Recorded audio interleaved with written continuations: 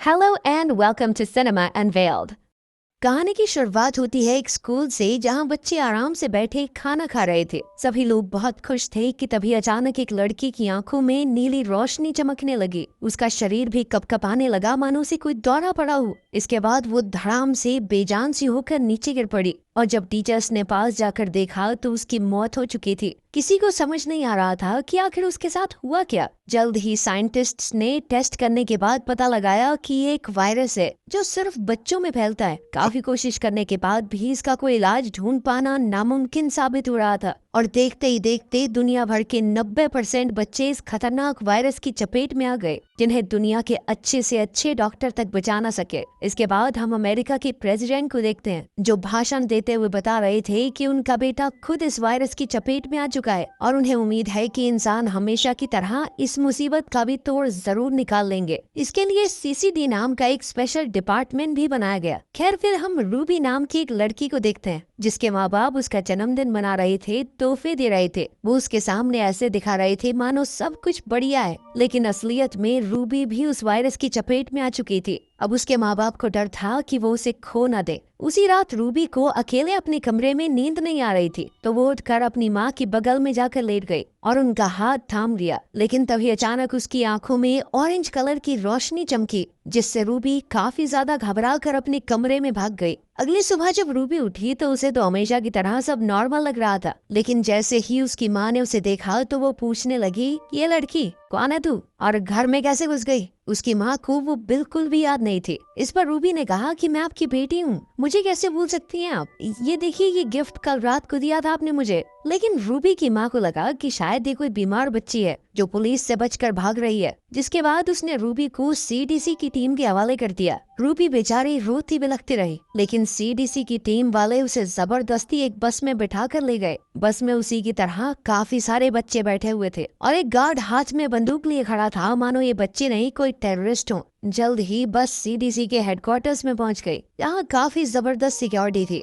जिसके बाद बच्चों को एक एक करके लाइन में अंदर भेजा गया। लेकिन एक लड़का जब ज्यादा सवाल जवाब करने लगा तो वहाँ मौजूद गार्ड्स ने उसे बुरी तरह पीटा। ये सब देखकर रूबी बहुत ज्यादा घबरा गई। जल्द ही सभी बच्चों को उनके चेकअप के लिए डॉक्टर के पास भेज दिया गया। जब रूबी की बारी आई तो डॉक्टर ने उसे बताया कि ये बीमारी उसके शरीर में एक खास तरह की म्यूटेशन कर रही है। कुछ ऐसा ही बाकी बच्चों के साथ भी हो रहा है। ये म्यूटेशन इतनी ज्यादा थी कि अब उन्हें इंसान कहना भी शायद सही नहीं होगा, क्योंकि डीएनए बदलने से अब सभी बच्चों में अलग अलग करिश्माई शक्तियां देखी जा रही थी, जिन्हें अब साइंटिस्ट्स ने अलग अलग कैटेगरीज में डाल दिया है। जिनकी आंखें अपनी शक्तियों का इस्तेमाल करते हुए हरी होती हैं, उन्हें सबसे समझदार और सेफ कैटेगरी में रखा गया था। ब्लू आंखों वाले बच्चों के पास चीजों को बिना हाथ लगाए हवा में उड़ाने की शक्तियां थी और जिनकी आंखें गोल्डन थी वो बिजली को कंट्रोल कर सकते थे। ये तीन रंग फिर भी सेफ थे, लेकिन कुछ बच्चों की आंखों में रेड और ऑरेंज कलर भी देखा गया था, जो काफी रेयर था और इस तरह के बच्चों को पता लगते ही खत्म करने के ऑर्डर्स दिए गए थे,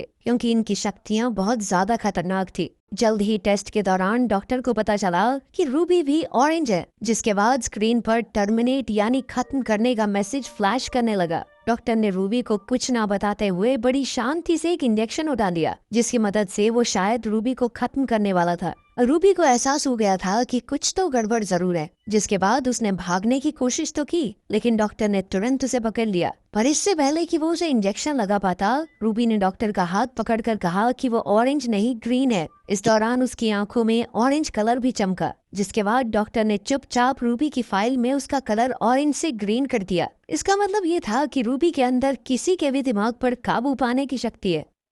इसके बाद सभी बच्चों को ग्रीन, ब्लू और गोल्डन कपड़े पहना दिए गए। रूबी ने देखा कि वहाँ कोई भी रेड और ऑरेंज कपड़ों वाला बच्चा नहीं था, क्योंकि शायद उन्हें पहले ही मार दिया गया होगा। इस तरह लगभग 6 साल बीत गए। अब जो काम तेज दिमाग वाले ग्रीन बच्चे बड़ी आसानी से कर लेते थे, वो रूबी को समझ नहीं आते थे। और इसी तरह एक दिन कैप्टन मैकमेनस की नजर उस पर पड़ी। वो रूबी से कहने लगा, जितना तेरा दिमाग है तू मुझे ग्रीन तो नहीं लगती। ये सुनकर रूबी काफी घबरा गई और जब वो अपने ग्रुप के साथ वापस कमरे में जा रही थी तो अचानक स्पीकर से हाई फ्रीक्वेंसी साउंड की बौछार हो गई, जो सिर्फ ये खास बच्चे ही सुन सकते थे। बाकी किसी पर इसका कोई असर नहीं था। जल्द ही रूबी बेहोश हो गई और उसकी आंख खुली मेडिकल रूम में, जहाँ एक फीमेल डॉक्टर उसके सामने बैठी थी, जल्द ही एक गार्ड ने वहां आकर डॉक्टर से कहा कि इलाज का समय बहुत हुआ, जल्दी चलो यहाँ से। डॉक्टर ने जल्दी से कागज पर कुछ लिखा और वहाँ से चली गई। उस नोट में लिखा था कि इन लोगों को तुम्हारी सच्चाई पता चल चुकी है, जिंदा रहना चाहती हो तो बॉयलर रूम में आकर मिलो। और रूबी ने बिल्कुल ऐसा ही किया। वो चुपचाप दूसरे कमरे में पहुंच गई, जिसके बाद वो डॉक्टर उसे सबकी नजरों से बचाते हुए अपनी गाड़ी तक ले आई।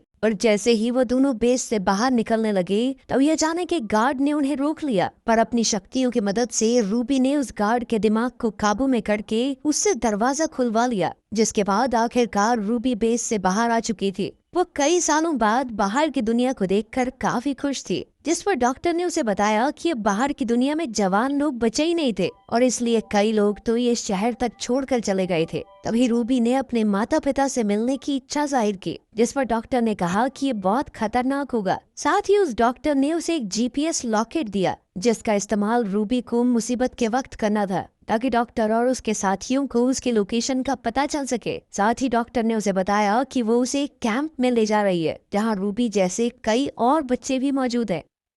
कुछ देर बाद वो डॉक्टर अपने साथी से मिली, पर जैसे ही रूबी ने उस आदमी से हाथ मिलाया तो वो बहुत ज्यादा डर गई, क्योंकि उस आदमी के हाथ को छूते ही रूबी को एक अजीब सी विजन दिखाई दी थी, जिसमें कई सारे बच्चे भाग रहे थे। इसके बाद जब रूबी अपने कपड़े बदलने के लिए अंदर गई तो वहाँ उसे एक और लड़की दिखाई दी, जो खुद एक गोल्डन थी। पर वो रूबी को देखते इतना ज्यादा डर गई कि उसने अचानक से रूबी के ऊपर बिजली का हमला कर दिया और फिर वहाँ से भागकर एक वैन में छुप गई। पर इसके बावजूद भी रूबी ने उसका पीछा करके मदद की गुहार लगाई। उसकी ये बात सुनकर उस गोल्डन लड़की ने वैन का दरवाजा खोल दिया, जिसके बाद उसने रूबी को भी वैन के अंदर ही छुपा लिया। उस वक्त वैन में 2 और लोग मौजूद थे, जिनमें लियम और उसका एक दोस्त शामिल थे, जिनसे रूबी ने झूठ बोलते हुए बताया कि वो एक ग्रीन है। और इसके बावजूद भी कुछ लोग उसका पीछा कर रहे थे। उसकी ये कहानी सुनने के बाद वो लोग भी उसकी मदद के लिए तैयार हो गए और इसी दौरान एक टीम लगातार उनका पीछा कर रही थी और वहीं दूसरी तरफ डॉक्टर भी उनके पीछे लगी हुई थी।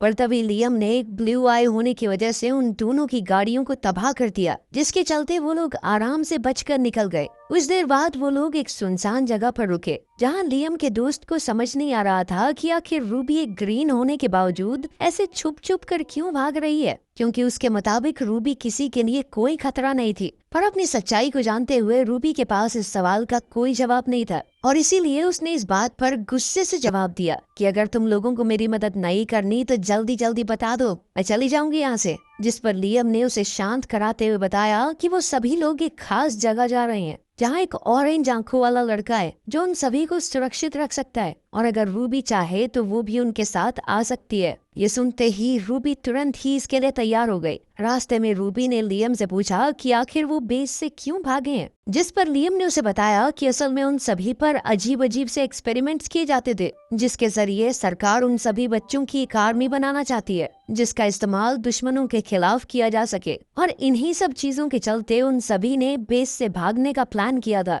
उधर उस डॉक्टर को भी पकड़ लिया गया था, जिसने रूबी को ग्रीन होने का सर्टिफिकेट दिया था और थोड़ी पूछताछ के बाद उसे मार दिया गया। उसी रात सोते हुए अनजाने में रूबी का हाथ लियम के हाथ से टकरा गया, जिसके बाद उसे लियम की सभी यादें दिखाई दे रही थी कि कैसे उसने बेस से भागते हुए कई सारे बच्चों को बचाने की कोशिश की थी, लेकिन वो इसमें नाकामयाब हो गया था। अगली सुबह उस गोल्डन लड़की ने रूबी को एक लाल ड्रेस दी, जिसमें वो बहुत ही खूबसूरत लग रही थी। इसके बाद वो सभी लोग दोबारा वैन में बैठकर अपनी मंजिल की ओर निकल गए, जहाँ रास्ते में प्रेसिडेंट के बेटे की एक रिकॉर्डिंग चल रही थी, जिसमें वो कह रहे थे कि अगर मैं ठीक हो सकता हूँ तो तुम क्यों नहीं।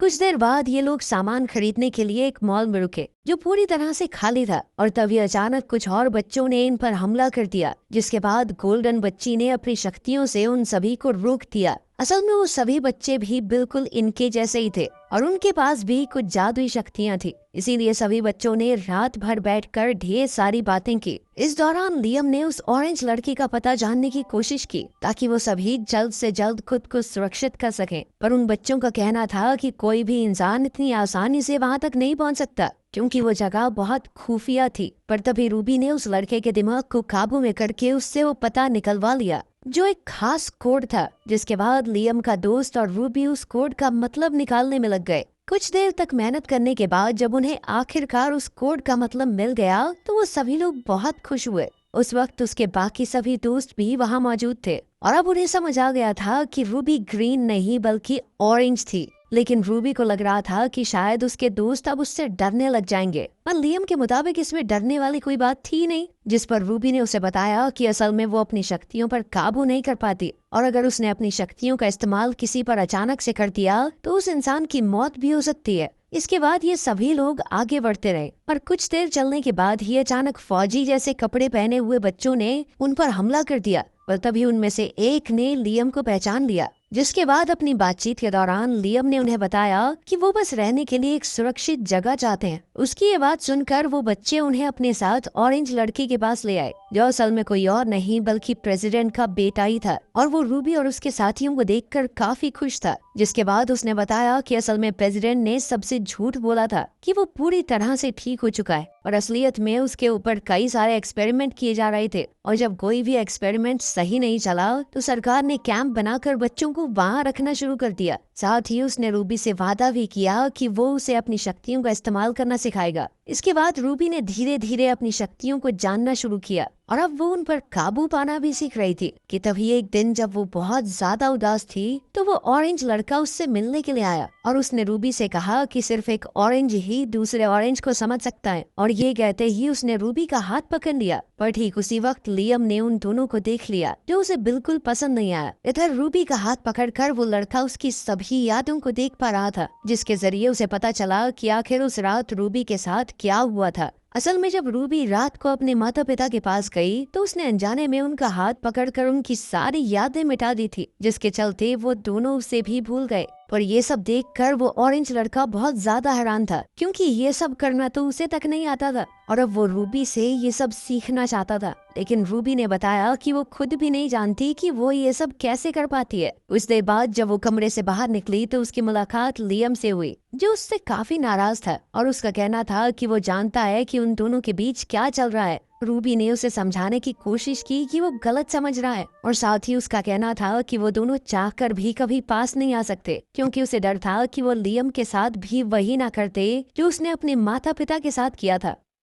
इसके बाद वो लेक के पास गई, जहां उसकी मुलाकात लियम के दोस्त से हुई, और उसने रूबी को बताया कि उसे यहाँ भी महफूज नहीं लगता। उधर वो ऑरेंज लड़का लैपटॉप पर किसी को बता रहा था कि उसके पास कितने ग्रीन, कितने ब्लू और कितने ऑरेंज बच्चे मौजूद थे। लेकिन ठीक उसी समय पर रूबी वहां पहुंच गई, जिसके आते ही उसने अपना लैपटॉप बंद कर दिया। और असल में रूबी भी वहाँ पर लैपटॉप लेने ही आई थी, ताकि वो लियम के दोस्त की बात उसके घर पर करवा सके। और ये मौका देखते ही उस लड़के ने रूबी के साथ एक डील करने की कोशिश की, इसमें रूबी को उससे याददाश्त मिटाने वाली शक्ति सीखनी थी, और इसके बदले में वो उसे लैपटॉप देने वाला था। रूबी भी इस चीज के लिए तुरंत ही तैयार हो गई, लेकिन उससे ये सीखते वक्त जब रूबी ने अपनी आंखें खोली तो उस वक्त वो लड़का उससे बदतमीजी करने की कोशिश कर रहा था, जिससे बचने के लिए रूबी ने उसके मुंह पर एक जोरदार मुक्का दे मारा। और जब वो उस कमरे से बाहर निकली तो उसकी मुलाकात लियम से हुई, जो रूबी से सारा सच जानने के बाद बहुत ज्यादा गुस्से में था, और अब वो उस लड़के से बदला लेना चाहता था। लेकिन रूबी ने उसे किसी तरह से रोक लिया, क्योंकि वो जानती थी कि अब वो लोग यहाँ पर महफूज नहीं है, अब उन्हें जल्द से जल्द वहाँ से निकलना था। उसी रात जब वो लोग वहाँ से भाग रहे थे तभी वहाँ बेस कैंप का जनरल पहुँच गया, जिसके साथ वो ऑरेंज लड़का भी था। और अब जाकर उन बच्चों को पता चला कि असल में ये ऑरेंज लड़का भी है तो अपने बाप का ही वफादार। वो ज्यादा से ज्यादा बच्चों को इकट्ठा करके उनकी एक फौज बनाना चाहता था। इसके बाद उसने लियम को अपने काबू में किया और फिर उसे बेरहमी से पीटना शुरू कर दिया। पर तभी रूबी ने कमांडर को काबू में करके उसे खत्म कर दिया, जिसके ठीक बाद उस गोल्डन लड़की ने भी अपनी शक्तियों की मदद से बाकी फौजियों पर हमला बोल दिया। इसके बाद रूबी ने अपने बाकी तीनों साथियों को वापस जाने को कहा, जिसके बाद वो उस ऑरेंज लड़के के सामने अकेली ही खड़ी हो गई। फिर उसने पूरी फौज को काबू में करके उनकी बंदूकें उस लड़के की तरफ तान दी, पर तभी उस लड़के ने दोबारा काबू करके उन सभी को आपस में लड़वा दिया। रूबी की लाख कोशिशों के बावजूद उस लड़के ने रूबी पर भी काबू पा लिया।